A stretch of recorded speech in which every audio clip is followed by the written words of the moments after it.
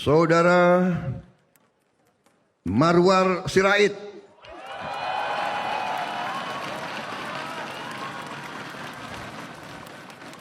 Baru bergabung sama TKN Prabowo Gibran.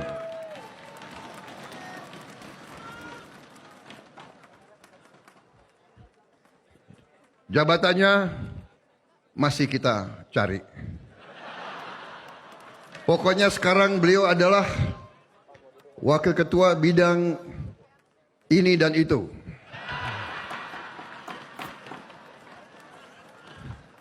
Pokoknya yang perlu diberesin kita kirim Ara Sirait. Saya matikan langkah orang yang mau melakukan itu.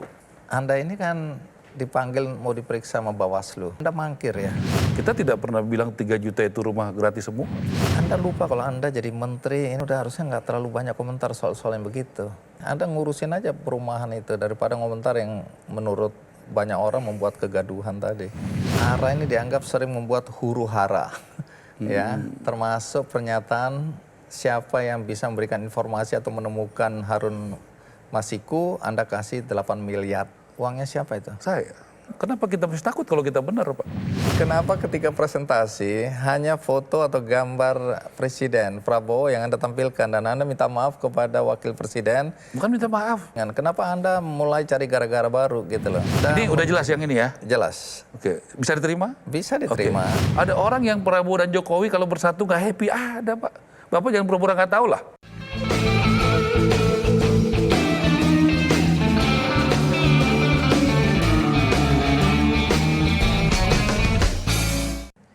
Banyak orang yang kaget ketika sosok yang satu ini dipercaya oleh Presiden Republik Indonesia, Prabowo Subianto, untuk menduduki jabatan sebagai Menteri Perumahan dan Kawasan Permukiman.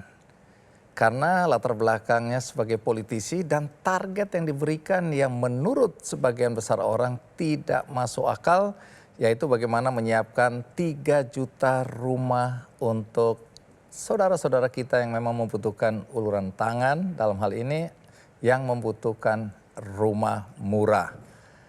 Nah, menjadi menarik karena sosok ini sendiri merasa optimistis bahwa dia akan mampu mengemban target tersebut, mampu menjalankan tugasnya, tapi nanti kita cek apakah dia bahagia dengan jabatan yang baru ini. Dan sudah ada di studio Marwar Sirait. Iya, Bang. Oke, yang biasa dipanggil Ara. Ya. Bung Ara, jadi ini sudah berapa minggu ini jadi menteri ini ya? 20 Oktober ya, Bang ya. Sekarang ya mau 2 bulan lah ya, kurang seminggu ya. Iya. Jadi ini jabatan yang Anda sukai atau Anda merasa bahwa ini bukan jabatan yang tepat dan mulai menyesal atau bahagia? Saya merasa terhormat atas kepercayaan Bapak Prabowo. Iya, banyak orang merasa terhormat, tapi Anda bahagia atau tidak dengan jabatan ini? Tadi Abang lihat katanya tambah awet muda, tambah happy kan. Ya tapi ya memang itu adanya hati bahagia. Kerja sama Pak Prabowo dan teman-teman di Gerindra ya membuat saya bahagia. Jabatan Menteri Perumahan ini tepat atau sebenarnya menurut hati kecil Anda, kalau aku ditempatkan jadi menteri yang lain, pasti akan lebih baik? Atau ini posisi yang menurut Anda tepat? Tepat, Pak Prabowo itu tahu lapangan, tahu kekurangan saya, tahu sedikit mungkin apa yang saya bisa sumbangkan bagi negara ini. Jadi menurut saya beliau sangat bijak. Itu kan menurut Pak Prabowo. Ya. Tapi menurut Bung Ara sendiri ini jabatan yang tepat? Ya, Kenapa tepat? karena ini kesempatan untuk bisa berbakti ya bagi negara. Kan ada sandang, pangan, papan. Ya, masih banyak sekali ya jutaan orang Indonesia yang belum memiliki rumah. Dan tentunya di masa pemerintahan Pak Prabowo dan Mas Gibran, tentu ada harapan bagaimana kaum yang masyarakat yang berpenghasilan rendah ya bisa mendapatkan rumah. Itu ada harapan karena ini menjadi salah satu prioritas beliau. Jadi tentu kita diminta untuk bekerja keras, melakukan terobosan-terobosan, out of the box, dan tentu memperhatikan aturan hukum yang ada di Indonesia, melakukan efisiensi, semangat anti korupsi yang tinggi, supaya bisa membuat cita-cita itu tercapai. Baik, nanti kita akan bicara soal perumahan ya. Saya sedikit ke belakang berkaitan dengan Anda ini kan dipanggil mau diperiksa sama Bawaslu Ya, atas statement yang dianggap bernuansa sara. Karena Anda menganggap bahwa dengan Anies mendukung Pramono Rano, maka orang-orang non-Muslim akan beralih mendukung Ridwan Kamil dan Suswono. Tapi Anda mangkir ya? enggak, saya belum dapat panggilan. Oh, Anda yang belum dipanggil? Belum, kalau Kalau saya dipanggil pasti Anda datang. datang? Hari dua harus dong.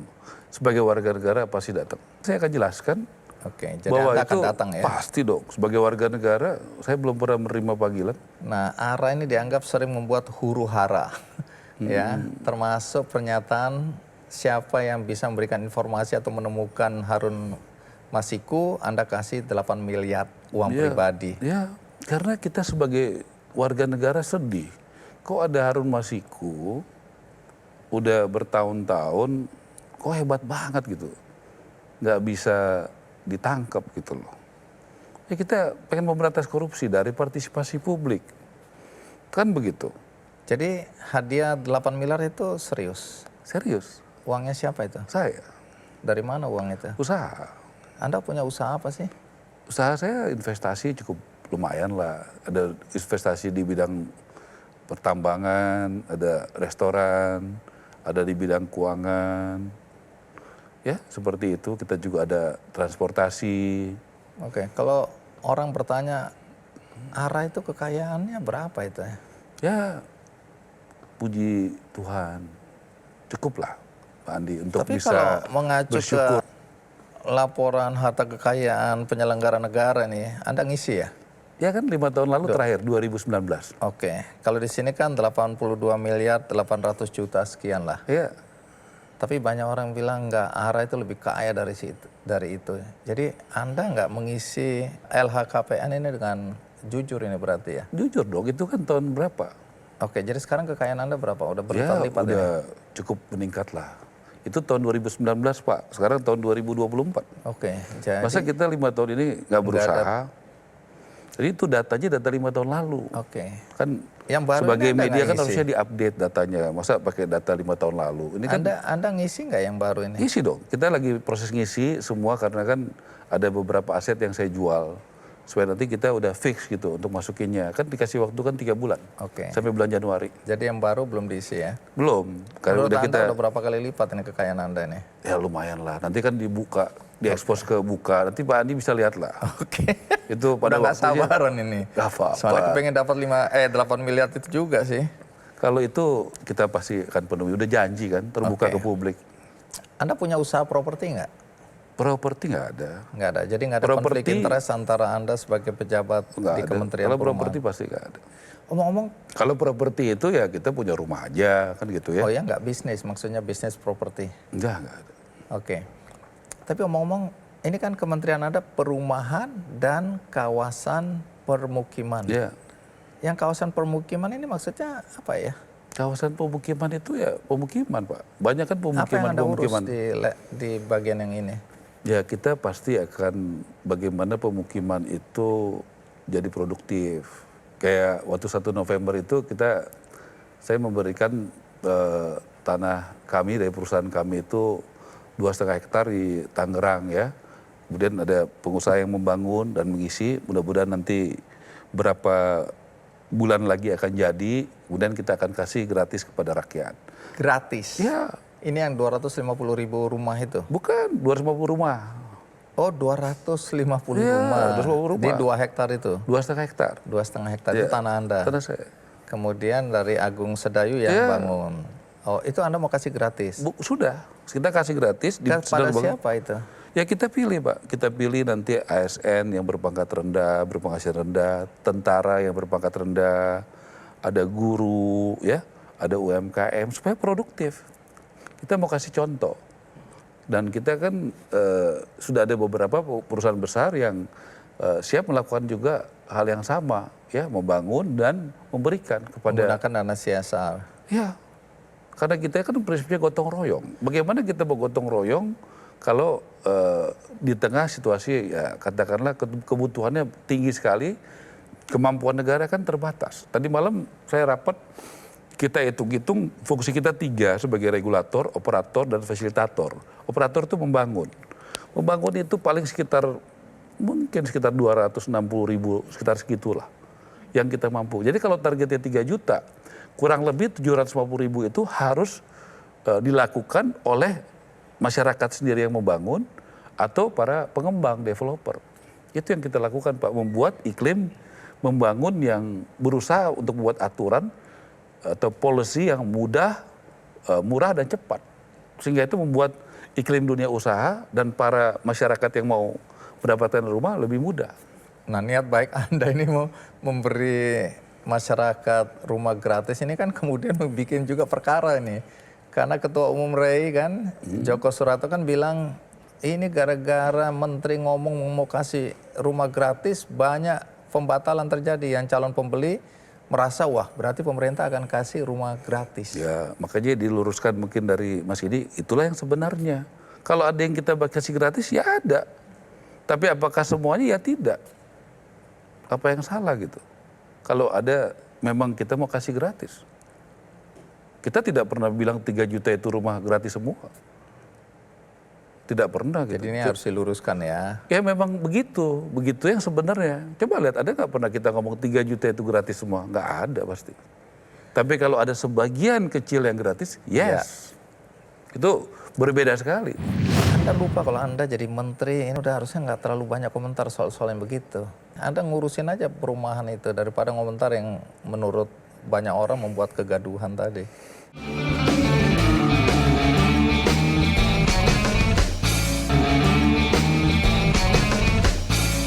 Omong-omong soal komentar-komentar politik kan Harun Masiku ya pasti ini urusan politik. Terus kemudian soal komentar Anies mendukung itu yang dianggap sara tadi itu politik. Anda lupa kalau Anda jadi menteri ini udah harusnya nggak terlalu banyak komentar soal-soal yang begitu. Saya rasa saya juga politisi. Saya politisi Gerindra. Tapi kan orang bingung melihat posisi Anda sebagai Menteri Perumahan kok ngurusin yang begitu lagi. Duh, saya kampanye untuk Ridwan Kamil, pada waktunya saya cuti. Kita bisa pisahkan waktunya kan, tidak mengganggu waktu kerja kita. Ya tapi komentar-komentar Anda ini kan harusnya nggak perlu lagi. Anda ngurusin aja perumahan itu daripada komentar yang menurut banyak orang membuat kegaduhan tadi.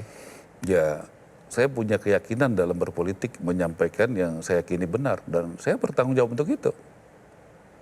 Jadi Anda merasa bahwa dengan posisi sebagai menteri ini bukan berarti Anda tidak bisa berkomentar soal yang terjadi di luar bidang kerja Anda ini? Menurut saya begitu.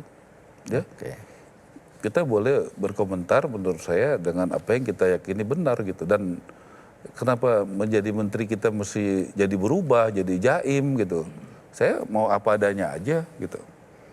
Kenapa kita mesti berubah karena jabatan? Justru itu yang saya nggak mau. Jabatan itu merubah karakter seseorang, merubah bagaimana dia biasa berkomunikasi, apa adanya aja gitu. Nggak perlu sampai jadi jaim juga ya? Iya dong. Jadi saya rasa justru Bang Andi kan jadi makin terkenal, ini kan 18 tahun makin terkenal, kan nggak berubah juga, tetap humble, tetap oke, tidak sombong, ngobrol sama siapapun. Jangan dong kita karena uang, jabatan, lebih terkenal jadi berubah. Saya rasa kita bukan orang yang seperti itu. Oke, jadi banyak masyarakat yang melihat bahwa banyak sekali orang kepingin jadi pejabat, jadi menteri, jadi gubernur, jadi wali kota, jadi bupati, macam-macam lah. Tapi lebih banyak orang bercuriga bahwa keinginan untuk menjadi pejabat bukan untuk membantu masyarakat, tapi mau korupsi. Terpikirkan nggak Anda jadi menteri ini bisa korupsi? Ya, kita kan semua punya track record ya. Saya 15 tahun jadi anggota DPR, saya selalu laporkan LHKPN. Ya, saya selama ini tidak pernah berurusan masalah hukum. Saya pernah loh jadi anggota pejabat negara 15 tahun. Ya, dan saya tidak pernah punya urusan masalah hukum. Jadi ya dengan rendah hati, ya puji Tuhan, saya rasa itulah track record saya. Dan tentu sebagai pejabat negara, Kita belajar bagaimana Pak Prabowo 4 hari di Akmil, didik kita bagaimana negara yang paling bersih itu dari korupsi adalah Denmark. Kenapa? Dengan keterbukaan publik. Jadi ada KPK-nya, polisi, jaksa, BPK itu bagus. Tapi keterbukaan publik, dan itu langsung saya terapkan. Baru berapa hari langsung saya bikin YouTube live di kantor saya. Jadi semua orang tahu apa yang dibicarakan ya. Ya. Jadi ini salah satu kejutan juga. Ya, dan konsisten sampai sekarang. Dan orang kalau dulu mungkin bawa handphone ke tempat rapat tuh nggak boleh, sekarang boleh. Mau video, mau rekam, kenapa kita mesti takut kalau kita benar, Pak? Saya buat inspektor saya itu, selama ini di inspektor itu adalah dari dalam. Di inspektor jenderal saya dari Kejaksaan Agung, dari KPK, dan dari BPKP. Tidak ada yang dari dalam. Saya rasa kita harus membangun sebagai anak buahnya Presiden Prabowo yang memang anti korupsi, mau efisiensi, keterbukaan, ya kita terbuka aja. Karena kontrol publik itu menurut saya penting gitu. Dan itu membantu kita untuk melakukan pencegahan korupsi. Membentengi ya. Bukan membentengi, justru terbuka. Justru terbuka. Membentengi diri agar kita tidak kemudian korupsi karena kita merasa diawasi oleh masyarakat juga. Ya itu karakter, prinsip, value, itu adalah sistem. Ya kan? Dan kita memang mau melakukan itu gitu. Ini kan waktunya. Saya selama ini banyak ya terus terang mengurus keluarga, mengurus usaha saya. Ya ini waktunya Tuhan kasih lewat Pak Prabowo dan Mas Gibran untuk mengabdi bagi bangsa dan negara ini. Tentu saya akan gunakan waktu saya ya bagaimana untuk mengabdi bagi rakyat Indonesia. Sebagai menteri dan sebagai pengusaha, pendapatannya lebih besar mana? Masa mesti tanya sih, Bang? Oke, jadi disimpulkan memang lebih besar sebagai pengusaha ya. Menteri kalah. Ya, kalau kita mau kaya jangan jadi menteri, Bang. Kalau kita coba mau diulang dulu karena banyak orang kepengen jadi menteri supaya kaya. Iya, kalau kita itu mengabdi kepada negara, Bang, berbakti kepada negara, kepada rakyat. Justru pikiran kita bagaimana kebijakan-kebijakan yang kita keluarkan itu pro rakyat, membuat rakyat yang susah jadi tidak susah, yang lambat jadi cepat, yang mahal jadi murah atau gratis. Pikiran kita tiap hari begitu. Bagaimana mengeluarkan kebijakan yang seperti itu, dan kita sudah lakukan itu dalam waktu kemarin 2 minggu lalu ya, kita sudah dengan Mendagri dan Menteri PU atau 10 hari lalu kurang lebih mengeluarkan kebijakan supaya BPHTB yang tadinya bayar 5% itu khusus buat masyarakat berpenghasilan rendah, MBR. Ya, MBR itu, Bang, biasa bayar 5%. Kita ya puji Tuhan lah bisa membuat itu dalam waktu belum 2 bulan. Sehingga rakyat kecil nggak usah bayar 5% lagi. Dan kita juga buat bagaimana mengurus PBG, tidak perlu lagi, dulu namanya IMB, Bang Andi. Iya. Sekarang nggak perlu bayar lagi. Itu namanya mempermurah, bahkan menggratiskan. Harusnya kan di otak kita, pikiran kita itu adalah membuat kebijakan yang pro rakyat, sesuai arahan Presiden Prabowo, yang pro rakyat kecil. Apakah itu pro rakyat kecil? Nggak, sangat. Saya sangat bersyukur diberikan kesempatan untuk bisa membuat kebijakan yang pro rakyat kecil, pro wong cilik. Jelas itu pro wong cilik, ya rakyat kecil. Kriterianya apa? Kan pasti tanya dong. Penghasilannya di bawah 8 juta. Kedua, belum pernah punya rumah. Ya sekarang jadi punya harapan karena kita kalau sebagai fungsi operator membangun rumah itu paling banyak dari anggaran yang ada. Itu ya paling banyak sekitar 260.000. Berarti 3 juta kali kurang 260.000 sekitar ya 2.745.000 sekian, itu mesti kita buat peraturan kebijakan yang pro rakyat supaya rakyat ya itu bisa juga membangun dengan tadi katakanlah pungutan-pungutan tadi dikurangi atau dihilangkan. Kan itu yang harus kita lakukan. Sebaliknya asosiasi, REI, Apersi, Himpera, Aspernas kita buat Perumnas ya, bagaimana membuat kebijakan dunia usaha ini bisa semangat. Contoh kita membuat bagaimana kuota FLPP ditingkatkan, karena itu adalah suatu kebijakan yang sangat menurut saya, semua kebijakan yang ada dalam pikiran saya harus sesuai aturan, harus bermanfaat bagi negara, harus bermanfaat bagi rakyat dan bagi dunia usaha. Ini Kita harus bisa berpikir utuh empat-empatnya ini, Bang. Menarik. Nanti kita perdalam di urusan bagaimana orang meragukan bahwa target 3 juta itu bisa tercapai ya. Tapi kemarin kan Anda masuk gorong-gorong di bawah jembatan itu ya. Iya. Ngapain itu? Bang, saya menemukan ya seorang ibu muda. Dia lahir di situ. Dan dia melahirkan di situ. 23 tahun ada di situ.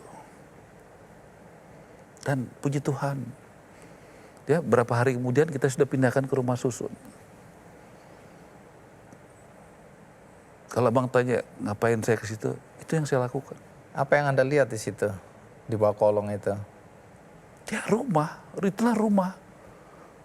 Rumah mereka di situ. Yang diobrolin apa sama mereka waktu itu ya? Mau pindah nggak ke tempat yang lebih baik? Mau mereka? Ya, Bang bisa lihat di mana-mana. Di sosial media saya kok ada kok. Oke. Jadi jangan kebijakan itu tidak ada efeknya kepada kehidupan rakyat. Ya, doakan sesudah di beberapa titik kolong jembatan tol di Jakarta, doakan tanggal 18 kami akan pindah ke Bandung. Anda pindahkan kemana itu ya? Ke rumah susun. Mereka bayar, beli, sewa? Kita atau? kasih berapa? 6 bulan sampai 1 tahun gratis dulu, Bang. Kemudian dikasih pendidikan, edukasi. Ya, yang suka masak-masak, yang bisa menjahit-menjahit. Ya, yang bisa refleksi-refleksi. Listrik, air, apa segala macam? Dikasih, Bang. 6 bulan kita kasih, 6 bulan sampai setahun, yang penting sewanya kita kasih gratis, Bang. Oke. Dan itu bekerja sama dengan teman-teman Pemda DKI, Pemda Jawa Barat, dikasih pendidikan. Dan kalau juga teman-teman, kan banyak yang tergerak. Di Indonesia ini kan, apa ya? Semangat gotong royong. Iya, tapi butuh keteladanan, butuh contoh aja. Butuh contoh gitu. Kekuatan bangsa ini kan gotong royong. Masa negara ini kalah sama yang begitu sih? Itu modus sudah puluhan tahun. Masa kita nggak bisa lebih pintar daripada orang kayak gitu gitu?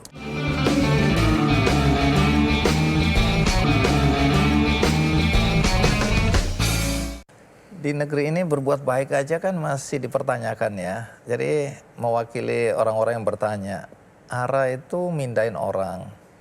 Ya, banyak orang yang selama ini dipindahin ke tempat yang dianggap tidak punya akses untuk kendaraan umum, untuk macam-macam dan seterusnya.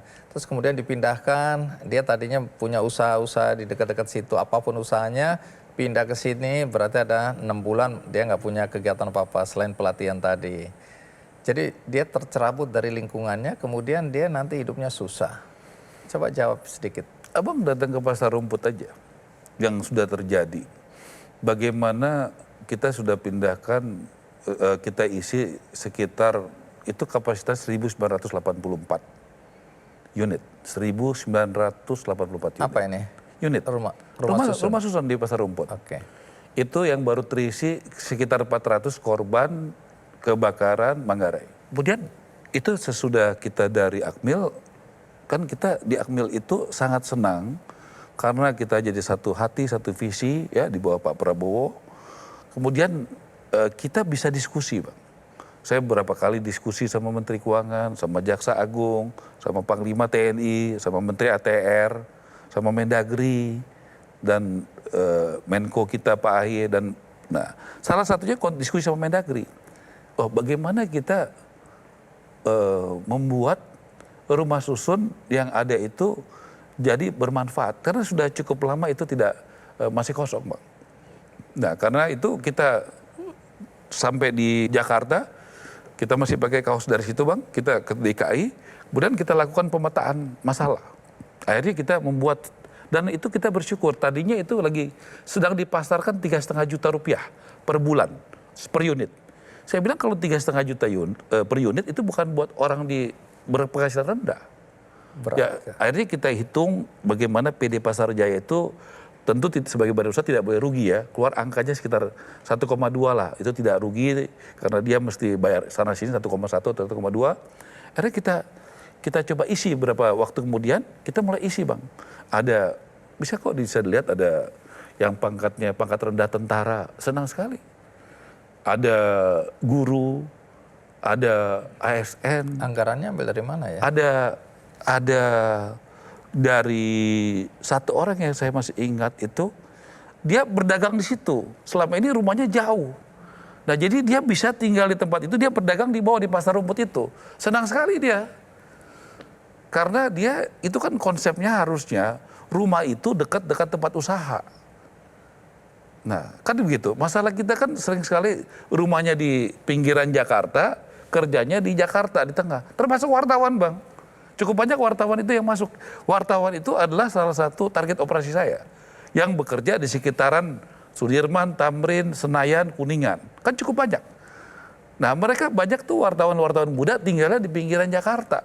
Kalau nggak salah ada berapa belas orang tuh masuk ke situ. Anggarannya dari mana tadi? Loh, kan tadi sudah dihitung, Bang. Berapa angka yang dibutuhkan untuk supaya tidak rugi PD Pasar Jayanya. Keluar kalau nggak salah angka 1, berapa begitu. Jadi ada yang ke atas, ada yang ke bawah. Jadi orang-orang itu membayar langsung atau dibayarin pemerintah? Loh, dia membayar langsung kepada PD Pasar Jaya. Oke, dengan harga yang relatif. Udah dari 3,5 juta turun ke bawah. Oke. Jadi kita memanage apa yang sudah ada. Tapi ada kekhawatiran bahwa gara-gara tindakan Anda seperti ini, kemudian orang-orang dari daerah bilang, wah asik juga di Jakarta ini. Berbondong-bondong lah mereka ke sini walaupun mereka tidak punya tempat tinggal. Dengan harapan, wah ini ada Pak Menteri Perumahan yang akan memberikan mereka tempat tinggal. Ya, kan ada ukurannya, Bang, harus punya KTP Jakarta. Kan yang tinggal di situ ada fasilitas, ada KTP Jakarta. Kalau nggak ada KTP Jakarta nggak bisa, kan mesti kembali lagi ke daerahnya. Kan semua juga ada aturan yang memagari. Jadi setelah sekian minggu menjabat sebagai Menteri Perumahan dan Kawasan Permukiman, apa problem utama yang Anda lihat di negeri ini? Saya belanja masalah biasanya orang kebanyakan. Saya belanja peluang. Saya belanja dukungan. Contoh, saya merasakan dari Menteri ATR Pak Nusron itu dukungan yang luar biasa. Tadi saya bilang saya baru datang, dia sudah kasih Pak Menteri Perumahan, ini saya siapkan 150 hektar di Jawa Timur, kurang lebih 6 hektar di Tangerang. Tadi kita acara apersi, dia juga akan siapkan, kita doakan, kita mengusulkan ya. Kemarin kita makan dengan Presiden Prabowo di istana, kita usulkan ada proyek strategis nasional PSN, tapi ini program, jadi PSN itu ada yang program, ada yang namanya project. Nah program ini itu kita buat bagaimana seperti yang sudah terjadi, misalnya pengentasan kemiskinan, memfasilitasi soal listrik ya di beberapa tempat. Jadi bukannya satu titik. Nah kita berusaha nanti meyakinkan, kita berdua sering diskusi, bagaimana nanti ada di berapa puluh kota, kita membuat di daerah yang padat, kebetulan di situ ada tanahnya ATR, kita akan membuat bagaimana untuk perumahan rakyat. Nah, jadi bagaimana PSN tapi untuk perumahan rakyat. Tanah-tanah ini statusnya apa ya? Itu tadi yang ada di Kementerian ATR. Atau nanti mungkin ada yang dimiliki dalam negara yang tidak di ATR, tapi diperjuangkan dengan program strategis nasional, itu bisa dimudahkan perizinannya. Dan kita tentu punya cita-cita besar. Saya berharap ya, ini kalau ini cita-cita harapan saya, bagaimana tanah-tanah yang saya dapat dari Kejaksaan Agung, itu dari satu kasus saja bisa dapat berapa ratus hektar di Banten, 1.000 hektar di Banten. Kan bagus, tanah koruptor buat rakyat, Bang. Secara hukum itu sudah oke. Loh, kita udah konsultasikan tadi, barusan saya ngobrol sama DJKN. Jadi bagaimana dari Pak Nusron, dari Kejaksaan Agung, saya bicara juga dari teman-teman KPK, saya udah ke KPK, dapat info cukup banyak tanah-tanah dari BLBI, masuk kepada DJKN, dari DJKN ke Bank Tanah. Ini harapan saya, Bang ya, jangan salah nanti juga terjemahkannya. Harapan saya bagaimana dari sini, Bang, bagaimana negara itu bisa memberikan kepada rakyat. Kepada rakyat, ini harapan saya. Tentu saya mesti meyakinkan semua. Tapi tentu sebagai menteri saya mesti punya visi dong. Nah, bagaimana negara bisa memberikan kepada rakyat atau rakyat bisa membeli dengan murah. Nah, kemudian tanah ini bisa dijadikan jaminan. Kalau dia punya slip gaji seperti PNS, TNI berpangkat rendah, guru dengan penghasilan yang rendah, dan sebagainya memenuhi kriteria, dia akan punya dua. Bagaimana tanah ini bisa jadi jaminan dan slip gaji dia. Dan itu sudah akan bankable, artinya bisa diterima bank. Bank akan menerima kalau orang punya jaminan Ada agunan. dan juga ada slip gaji. Dan nanti bagaimana koordinasi dengan developer, kemudian ini bisa dijadikan, nanti sertifikatnya bisa dibuat. Tidak boleh dijual sampai lunas, karena kita bisa bikin tenornya lama, puluhan tahun. Ya, kita tidak mau, saya sudah sampaikan kepada Panglima TNI, kepada Kasat, kita harus melakukan terobosan. Bagaimana prajurit, jangan pada saat dia aktif, dikasih rumah dinas. Pada saat dia sudah pensiun, dia masih keluar rumah dinas. Tentu kita Banyak harus kejadian kasih, itu. makanya kalau banyak kita harus ada perubahan. Kita harus berikan, ini kan tinggal goodwill, mau nggak begitu negara ini? Kalau negara ini mau, selesai urusannya Bang. Tanah dari koruptor, tanah dari Pak Nusron, tanah dari BLBI, masuk kepada DJKN, Pak Rio. Tadi saya ngobrol dengan Pak Rio, habis itu masuk kepada Bank Tanah kasih kepada individu-individu dengan kriteria ya. Gajinya di bawah 8 juta, dia adalah masyarakat yang berpenghasilan rendah, belum punya rumah. Kemudian ini dijadikan jaminan ke bank dan kepada developer. Nah, selama berapa tahun? 10 tahun tidak boleh dijual. Sampai Kalau itu lunas. disewakan? Nah, itu kita bicarakan. Nanti bagaimana? Tentu ini yang memiliki, yang dia harus juga tinggal, dipetakan. Nah, tapi kita kan harus punya rencana, Bang. Tapi kemungkinan ada orang yang punya uang besar, kemudian dia pakai orang untuk beli-beli, tapi sebenarnya itu punya dia, nanti dia jual kembali ke orang. Ya, kita harus optimis, Bang. Masa negara ini kalah sama yang begitu sih? Itu modus sudah puluhan tahun. Masa kita nggak bisa lebih pintar daripada orang kayak gitu? Oke. Masa kita nggak optimis kita bisa kalahkan pikiran-pikiran jahat seperti itu? Gitu. Pokoknya semua yang seperti itu sudah diantisipasi lah ya, kemungkinan buruk. Tentu kita harus antisipasi. Ada orang yang jadi mau ngumpulin, dia jadi broker, atau jadi apa, menyalahgunakan, itu selalu ada. Jabatan boleh datang dan pergi, tapi jangan sampai tidak dipercaya dan tidak bermanfaat.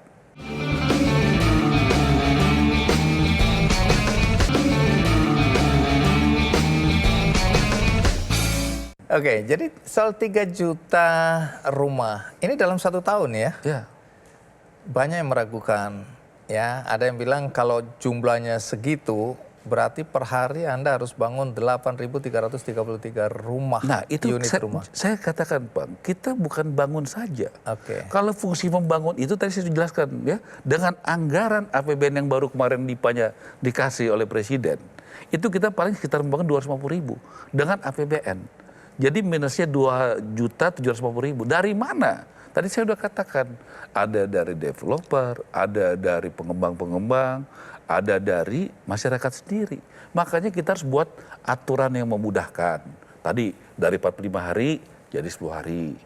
Yang memurahkan atau menolkan BPHTB dari bayar 5% jadi 0. Kan gitu Bang, yang dulu namanya IMB itu kan PBG kan, dari bayar sekarang jadi 0. Nah, nanti ada kewenangan-kewenangan juga. Ini kan negara mau nggak berpihak kepada rakyat? Ya tentu mau jawabannya kan. Dan ini sudah ada buktinya. Sesuai arahan Presiden Prabowo, negara berpihak bagi rakyat kecil yang belum punya rumah, berpenghasilan 8 juta ke bawah, dimudahkan. Bukan buat rakyat menengah dan besar ya Bang. Buat rakyat yang kecil Bang. Baik, jadi dengan sekarang anggaran yang Anda miliki itu kan ada yang bilang 5,2 triliun, ada yang bilang 5,7 triliun, tapi intinya tidak mencukupi untuk 3 juta itu. Kalau sebagai operator, iya. loh, makanya dulu mungkin kementerian saya adalah kementerian teknis. Ada aturan, ada anggaran yang cukup, tinggal bangun aja. Iya. Sekarang kita mesti punya strategi. Kalau kita hanya teknis, saya nggak perlu mikir efisiensi. Nggak perlu mikir bagaimana pungutan-pungutan biaya-biaya itu dihilangkan. Kalau kita hanya kementerian teknis, tidak berpikir strategis. Kita tentu harus berpikir teknis juga, ya sebagai operator, ya membangun, tapi berpikir strategi. Kalau dari perhitungan kementerian Anda ini dengan 3 juta rumah, ini harga rumah berapa? 100 jutaan? Ya 160 juta. 160 juta ya. Itu dibutuhkan anggaran ya, atau dana yang tersedia itu antara 600 triliun sampai 750 triliun.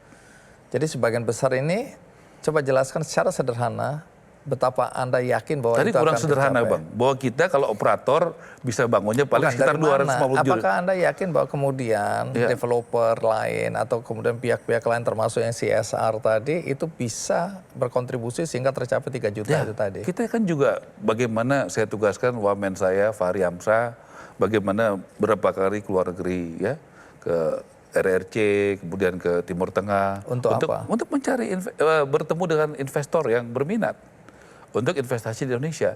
Kita kan harus banyak akal, banyak cara, Bang.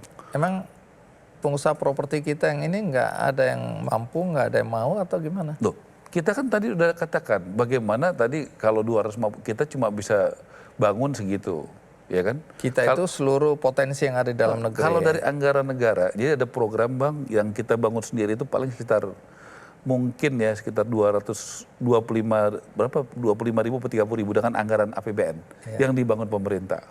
Kalau yang dibangun pengusaha itu mungkin sekitar 230 ribuan. Oh, masih kurang. Oh, jauh, Bang. Kurang. Jauh ya. Itu udah pengusaha 230 ribuan. Oke. Pengusaha Jadi memang perlu investasi masuk. Dan masyarakat. Dan yang paling Swadaya banyak ini. Swadaya. Tapi kita kasih kebijakan, kita kasih insentif. Stimulan. Kita kasih 600.000 per bulan itu. Nah, itu untuk bagaimana, itu program dari, bagus Pak Hasim itu sebagai ketua Satgas kita, tadi saya ketemu, dia sangat memikirkan bagaimana rakyat itu kan salah satu ukurannya dia tidak miskin lagi, dia punya rumah, Bang. Tidak bisa hanya, dulu kalau World Bank kalori sekian 2.100, dia udah nggak miskin lagi, ya nggak bisa lah, ya kan. Kalau menurut saya, dia juga mesti punya rumah sebagai ukuran. Nah, Pak Hasim bagus bagaimana dia juga punya program yang saya sangat dukung, setuju sekali. Mudah-mudahan fiskal negara kita cukup. Bagaimana mensubsidi cicilan daripada buat rakyat. Ya sebesar 600.000 per bulan selama 25 tahun. Untuk 2 juta atau 3 juta rumah.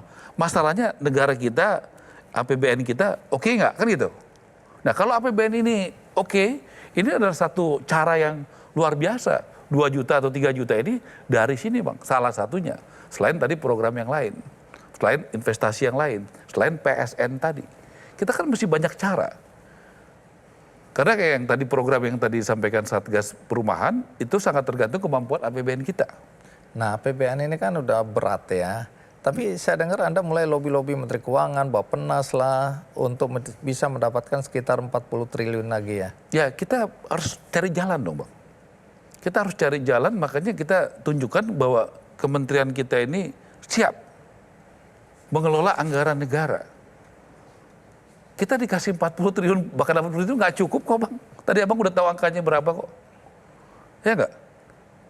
Jadi nggak mungkin kita bisa 100% mengandalkan APBN kita. Ada banyak sektor, banyak kementerian lain. Oke. Jadi saya katakan tadi, kita bukan kementerian teknis saja. Yang anggarannya cukup, kita habiskan anggarannya, sesuai aturan kita bangun, nggak bisa. Kita harus berpikir dengan keras, bagaimana solusinya, efisiensi, ya, central purchasing, ya, bagaimana tadi insentif-insentif itu dilakukan. Kita kan nggak boleh kalah dengan masalah. Baik, menarik ini. Karena orang-orang yang tidak memahami jalan pikiran Anda seperti tadi ya, bahwa kementerian ini bukan kementerian teknis saja dan bukan cuma menjalankan fungsi operator ya. Kalau operator kan udah 5 tahun ini, rumah yang kita bangun itu aja baru 2,1 juta. Nggak tercapai lah, apalagi ini setiap tahun sebanyak 3 juta. Tapi dengan pemikiran tadi mudah-mudahan orang bisa mengerti, tentu tergantung pada bagaimana pembiayaannya nanti ya, sumber-sumber pembiayaannya nanti ya. Dan bukan hanya sumber pembiayaan, Bang, ya, iklim yang sehat, ya, kebijakan-kebijakan yang sehat, kepercayaan paling penting. Ini tadi saya katakan perlu sekali kementerian ini membangun kepercayaan. Kepercayaan number 1. Nomor 2 bermanfaat. Saya diajarkan orang tua saya, jabatan penting, tapi value yang diajarin Pak Sabam bapak saya adalah juga jabatan penting, tapi lebih penting adalah kepercayaan dan bermanfaat. Itu jauh lebih penting daripada jabatan itu. Jabatan boleh datang dan pergi, tapi jangan sampai tidak dipercaya dan tidak bermanfaat. Saya sampaikan kayak kemarin di DPD, jangan politis. Kasih sama semuanya, jangan cuma pendukungnya saja. Jangan hanya kasih kepada pendukung Prabowo dan Gibran aja. Pendukung Ganjar dan pendukung daripada Anies juga harus dikasih.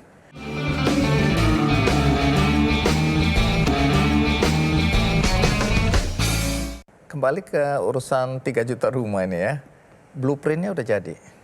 Ya sebentar lagi, Bang. Kita sebentar lagi, saya juga lagi menyusun eselon 1 kami, ya. Kita menyusun eselon 1, sesudah itu eselon 2, mudah-mudahan eselon 1 bisa saya kirimkan ke Menpan RB paling lama kalau nggak Jumat lusa atau hari Senin. Habis itu kita siapkan eselon 2 kita, ya, dan tentu kita juga ya terbuka gitu dari dalam, dari luar, ya. Kita juga libatkan ada dari konsultan untuk mendampingi saya pada saat saya menginterview daripada calon eselon 1 saya. Dan ya kita senang lah, saya melihat cukup banyak orang-orang yang berkualitas ya, yang mau membantu kami. Teman-teman Anda di Komisi 5 DPR RI kan juga mempertanyakan soal pengajuan anggaran. Karena dibilang kalau mau pakai anggaran APBN, Anda harus ajukan, mereka lihat dulu, mereka setujui.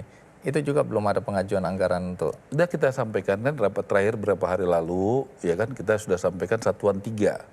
Satuan 3 itu data detail anggaran 2025 kita sudah sampaikan. Dan kita senang, kenapa? DPR sangat terbuka, sehingga masyarakat publik juga tahu apa sih rencananya 2025 ini. Ya, saya rasa itu juga satu terobosan ya buat teman-teman DPR, Komisi 5 khususnya yang menjadi mitra kami untuk soal keterbukaan. Menurut saya itu bagus sekali, Bang. Sehingga data soal anggaran itu tidak eksklusif. Tapi publik DPR semua bisa tahu. Itu menurut saya suatu langkah yang jarang terjadi sebelumnya. Dan bagi pemerintah dan DPR itu bagus karena salah satu isunya adalah keterbukaan, transparansi. Jadi semua orang bisa tahu dan bisa lihat dan bisa awasi. Nah, saya perhatikan dialog Anda dengan teman-teman di Komisi 5 waktu itu ya soal backlog. Backlog ini antara 9 juta unit rumah atau 12 juta yang benar? Bang, sekarang nggak ada data yang jelas. Ya, Abang cek aja, ada nggak data orang yang membutuhkan rumah? Kriterianya dengan tadi nggak ada datanya. Makanya dalam rapat kabinet sebelum Bapak Presiden pergi itu ditugaskan satu saja BPS di bawah supervisi Bappenas untuk mengecek semua. Jadi Anda pakai data itu aja? Yang akan datang ya. Jadi ada kesenjangan berapa juta kalau menurut perhitungan dari Kementerian Anda? Kita nggak boleh berandai-andai dengan nasib orang. Kita sudah cukuplah orang itu ngasih bantuan aja, bansos aja, sembako aja, ada orang mati dapat, ada orang kaya dapat, nggak boleh lagi. Gitu loh. Udah kita anggarannya terbatas, tidak tepat sasaran pula. Jadi data ini memang harus diselesaikan. Sehingga anggaran-anggaran negara itu harus tepat sasaran kepada orang miskin, orang yang membutuhkan. Kan kita tahu banyak sekali yang begitu. Dan saya sampaikan kayak kemarin di DPD, jangan politis. Kasih sama semuanya, jangan sama pendukungnya saja. Kalau dia bupati, wali kota, gubernur, atau kepala desa, kasih sama semuanya. Ya, kita bicara di tingkat nasional, kita selesai pilpres, jangan hanya kasih kepada pendukung Prabowo dan Gibran aja. Pendukung Ganjar dan pendukung daripada Anies juga harus dikasih. Karena ini kan mengurus rakyat Indonesia, bukan mengurus pendukung kita gitu loh. Itu menurut saya, kita harus punya jiwa negarawan di situ. Itu menurut kami, Bang. Baik, jadi ini pembangunan dimulai 2025. Ya. Baik, jadi kalau bicara soal rumah lagi nih, siapa yang akan mendapatkan rumah-rumah ini? Tadi saya sudah katakan, Bang, kriteria. Ya, nomor Gaji 8 1 juta. belum punya rumah. Nomor 2 8 juta ke bawah atau sama penghasilannya. Kan begitu, itu kan mesti diverifikasi juga. Ya, jangan-jangan dia udah punya rumah, ngakunya belum, kan gitu. Jangan-jangan penghasilannya lebih dari 8 juta, ternyata ya kan ngakunya kan 6 juta, kan begitu, Bang. Kita berhadapan dengan situasi begini. Kalau dia PNS, TNI, Polri bisa ngeceknya gampang. Coba kalau dia swasta, ngeceknya gimana? Jadi situasi-situasi ini di lapangan tidak terlalu mudah, Bang Andi. Baik, jadi ini sudah fix bahwa 1 juta di perkotaan, 1 juta di pesisir, 1 juta di pedesaan. Dibagi kira-kira pedesaannya 2 juta, di perkotaan 1 juta. Kalau di perkotaan kan tanah di kota lebih mahal. Pada umumnya mungkin ke atas ya gitu, apalagi kayak di Jakarta ya Bang ya, sekitarnya. Kalau di pedesaan kan bisa dia rumah tapak yang ya memang berdiri sendiri-sendiri, seperti itu. Ini saya menyetir kembali dialog Anda dengan teman-teman di Komisi 5. Kan ada yang mempertanyakan dengan nilai satu rumah, tadi Anda bilang 150 jutaan. 160 jutaan lah. 160 jutaan, kualitasnya itu kualitas nomor 3. artinya kayu yang dibeli apa segala macam itu dalam jangka 5 tahun udah akan rusak lagi dan pemerintah harus lagi mensubsidi rumah-rumah baru. Bagaimana Anda menjamin bahwa rumah-rumah ini berkualitas? Ya, bagaimana tidak dikorupsi? Bagaimana Pak Prabowo selalu bilang kebocoran kita tinggi. Kan begitu, Bang. Makanya dibuat transparan. Makanya saya berusaha melakukan efisiensi. Namanya adalah konsepnya itu central purchasing. Ini usaha, Bang. Belum terjadi sekarang. Kalau itu ada di perusahaan swasta biasa. Contoh, yang berhubungan dengan rumah itu, properti itu kan ada ratusan, ada cat, ada ubin, ada segala macam lah, genteng ya, ada semen, ada pasir, ada batu. Yang akan menggerakkan ekonomi kita. Sangat menggerakkan sekali ekonomi kita. Nah, bagaimana saya berpikir keras melakukan efisiensi. Ya, efisiensinya bagaimana? Saya pernah tanya sama dirut pabrik semen. Kalau kita beli semennya 100 miliar, 200 miliar, kamu kasih diskon nggak? Kasih. Berapa? Sekitar 5-10%. Nah, tapi diskonnya itu untuk apa? Kalau harganya turun, kan berarti harga untuk konstruksi rumahnya itu turun. Yang diuntungkan siapa? Ya rakyat dong. Makanya di pikiran kita, kalau dulu kita bagaimana mikirin perusahaan kita untung, restoran kita untung, bagaimana kita mikirin otak kita sekarang Bang Andi, rakyat yang untung gitu loh, negara yang untung.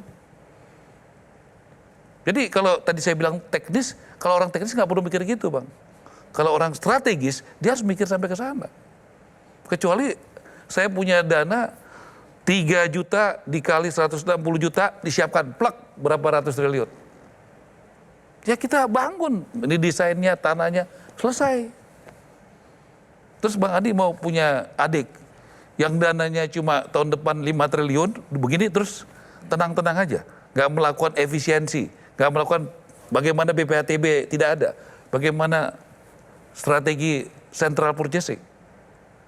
Saya rasa saya nggak diundang di sini kalau saya kayak gitu. Baik, ada juga isu yang nggak enak didengar, tapi dari tadi nggak enak terus ya. Kayaknya hari ini banyak banget isu-isu.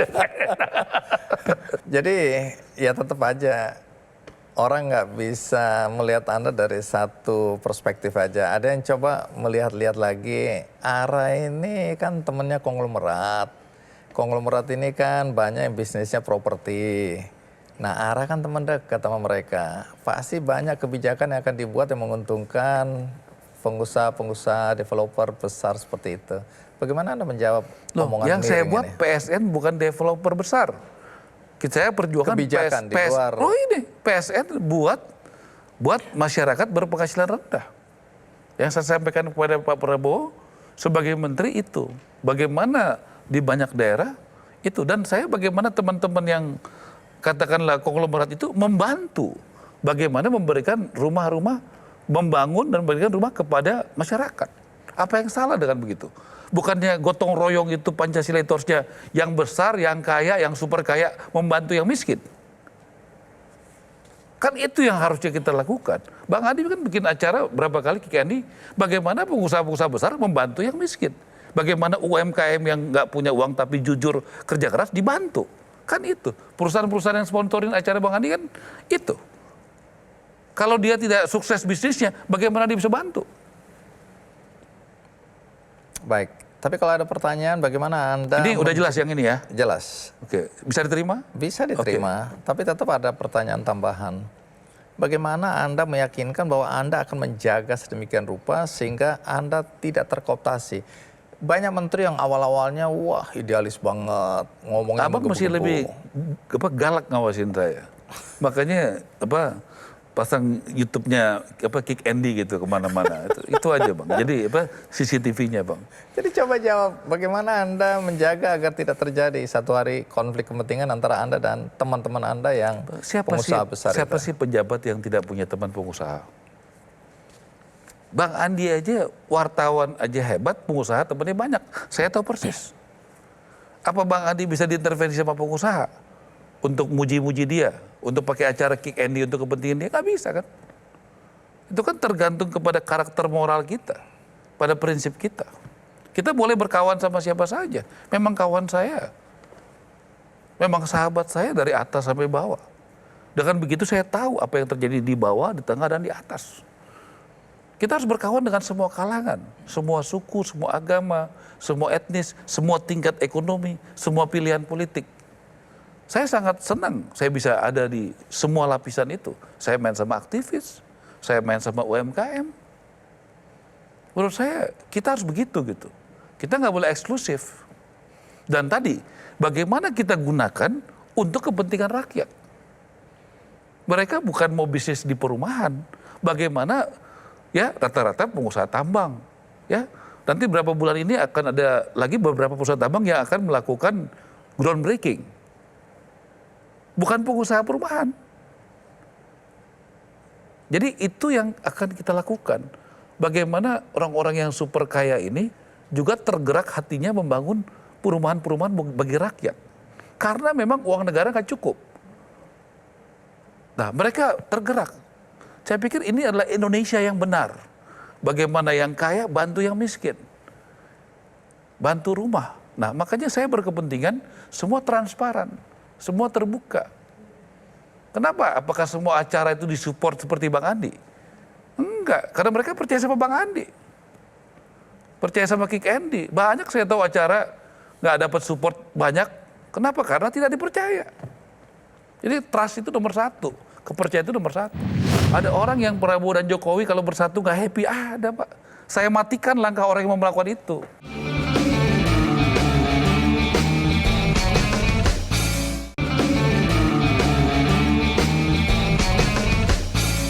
Ini pertanyaan terakhir. Karena Kok cepet-cepet sih, saya masih semangat loh. Kayaknya pertanyaannya kurang tajam lagi, lebih galak lagi gitu pertanyaannya. Kurang galak. Senang Ini loh. mungkin karena awalnya terkesima juga ketika awal mula rapat di Kementerian Perumahan ini terbuka untuk publik. Itu menurut aku keren ya. Jadi harus diakui. Ini minta maaf nih. Waktu Ara atau Bung Ara di... Ara aja nggak apa-apa, saya kan lebih muda. Bung Ara. Jangan jadi menteri berubah gitu mesti. Jadi Pak Menteri apa adanya aja Pak Andi. Waktu ditunjuk, aku bilang ini kawan kita apa mampu ini. Ya aku harus jujur meragukan. Nggak apa-apa. Apalagi waktu ditargetan 3 juta. Kan kita belum tahu jalan pikiran seorang Pak Andi menteri. bukan Pak Andi aja yang ragu, dosen saya aja ragu. Waktu saya lulus nih, saya kan lulusnya 8 tahun. Jadi dia bilang begini, ya, 8 tahun, orang kan rata-rata kuliah 4 tahun, 5 tahun kan. Saya 8 tahun visip nih. Ya Maruarar, akhirnya kau lulus juga. Gitu kan. Jadi kalau tidak bisa membawa nama kampus kita, membawa harum nama kampus kita, tolong minimal jangan merusaknya. Itu aja. Jadi cuma pesimis. Jadi tenang aja. Bang Andi bukan sendirian. Satu-satunya. Ini harus jujur ini. Ya, jujur loh. Meragukan kita. Bang Tapi Andi, jujur begitu Andi. gebrakan pertama mulai kagum. Ya. Tapi mudah-mudahan ya doa kita karena tujuannya kan baik. Tapi yang tetap jadi pertanyaan ini agak penasaran ini. Itu masih ramai diperbincangkan, kenapa ketika presentasi hanya foto atau gambar Presiden Prabowo yang Anda tampilkan dan Anda minta maaf kepada Wakil Presiden. Bukan minta maaf, saya Bahwa- kasih tahu. Oke, Anda kasih tahu bahwa foto dia Saya atau nggak gambar minta dia maaf. tidak ada. Saya datangin Pak Gibran, boleh dicek aja. Ya kenapa sampai harus begitu? Emang kenapa kalau dua-dua muncul kan nggak ada masalah juga, selama ini selalu berdampingan. Kenapa Anda mulai cari gara-gara baru gitu loh? Saya nggak cari gara-gara, justru saya cari solusi. Solusi apa dalam Ya, hal ini? ini harus satu nakoda Pak Prabowo. Dan saya sampaikan kepada Bapak Wapres di kantor Wapres. Saksinya ada wamen saya, dirjen saya. Pak, saya maunya begini, pasang foto Pak Prabowo supaya kita satu nakoda. Semua satu komando di bawah Pak Prabowo. Pak Gibran, oke, silakan tanya. Kenapa harus begitu? Dua-dua kan tetap sama. Ya, itu pandangan saya karena saya tahu bagaimana perlu satu komando dalam negara ini. Supaya tidak ada potensi mengadu-ngadu antara Pak Prabowo dan Mas Gibran. Jelas ada potensi, ada orang yang berpikir begitu selalu ada, mengadu Jokowi dan Prabowo. Ada orang yang Prabowo dan Jokowi kalau bersatu nggak happy, ada Pak. Bapak jangan pura-pura nggak tahu lah, ya kan? Setuju nggak? Gantian dong. Nah itulah, ini kadang-kadang nggak jujur juga. Ya kan? Saya mau tanya, nggak senang Jokowi Prabowo ini kalau bersatu, ya kan? Jadi dia akan senang, akan bahagia kalau nggak bersatu. Termasuk Prabowo dan Gibran kalau nggak bersatu nggak happy. Kalau saya mengerti situasi ini. Makanya saya bilang satu komando. Begitu satu foto. Jadi tidak ada ruang orang untuk mengadu-ngadu. Satu foto ini hanya untuk presentasi atau Anda pasang di kantor Anda cuma satu presiden atau apa? Di presentasi saya, di Presentasi kantor ya. saya, di depan, di videotron saya. Bahkan ini saya undang ke kantor saya deh. Videotron saya di situ. Dan Mas Gibran tuh karena dia cerdas, dia ngerti. Nah, biasanya yang kurang cerdas kurang ngerti, Pak. Mudah-mudahan udah ngerti sekarang. Udah ngerti kan? Oke. Enggak, saya jujur udah ngerti dong. Saya dengan penjelasan ini kan. Iya, iya. Saya mau tanya jujur ya, gantian aja satu aja. Ada nggak orang yang mau ngadu-ngadu Prabowo dan Gibran, Jokowi dan Prabowo? Banyak kan? Banyak. Nah, ini langkah strategis nggak? Langkah strategis nggak yang saya lakukan? Nanti kita lihat hasilnya. Ya. Loh, iya. Jadi sudah tahu ada yang mau ngadukan Presiden Prabowo dan Pak Jokowi, Prabowo dan Gibran, ya saya tentu harus berpikir dong apa solusinya. Saya matikan langkah orang yang mau melakukan itu. Jangan saya diem-diem aja, tahu terus diem aja. Wah, saya nggak kayak gitu, Pak Andi. Hebat juga nih ya, Marwarar Sirait. Enggak, kan tadi Bapak nggak percaya sama Ngomong saya. Marwarar Katanya itu nggak percaya meragukan saya sekarang hebat. Udah di akhir-akhir udah mulai muji-muji nih. Iya, Jadi beda iya. dari Ada awal. perubahan lah, ada perubahan setelah dengar. Marwarar itu artinya apa ya? Ya, nanti kalau saya kasih tahu artinya sombong lagi janganlah, Pak. Udah cukup Tuhan sama saya yang tahu aja, Pak. Sama orang yang ngerti artinya. Oke, mungkin apa yang saya nggak tanyakan, Anda mau jelaskan Ya, kepada penonton di acara Kick Andy. ya, Bang Andi, terima kasih diundang sini. Doakan saya, ini waktunya saya mengabdi bagi negara dan rakyat ini. Ya Tuhan sudah kasih kepercayaan melalui Presiden Prabowo untuk saya jadi menterinya, bantunya. Ya, saya sudah dikasih tahu tugas saya sebelum dilantik sangat berat, memerlukan kerja keras, terobosan, ya out of the box yang sangat keras. Makanya waktu itu saya sempat ngomong ya mesti perlu sangat ya kerja yang sangat keras sekali. Waktu saya dipanggil itu saya sampaikan begitu di mau jadi apa ya pokoknya pekerjaan yang sangat keras sekali, yang sangat membutuhkan energi yang luar biasa. Dan saya merasa berterima kasih Pak Prabowo memberikan tugas saya yang berat. Kalau di tempat usaha saya, di organisasi saya yang saya pimpin dulu, biasanya tugas yang berat itu saya berikan kepada orang yang paling saya percaya. Baik, terima kasih Pak Menteri. Terima kasih untuk waktunya, terima kasih untuk penjelasannya. Setidaknya orang-orang yang tadinya mungkin melihat dari perspektif yang berbeda, bisa melihat dari perspektif yang Anda sampaikan ya. Terima kasih untuk itu. Baik, itu tadi bincang-bincang dengan Menteri Perumahan dan Kawasan Permukiman Marwarar Sirait. Bagi Anda yang tadi tidak menonton dari awal, Anda bisa menonton tayangan ulangnya di metrotvnews.com. Ada juga cuplikannya di channel YouTube Kick Andy Show. Akhirnya semoga pembicaraan ini bermanfaat bagi kita semua. Sampai jumpa.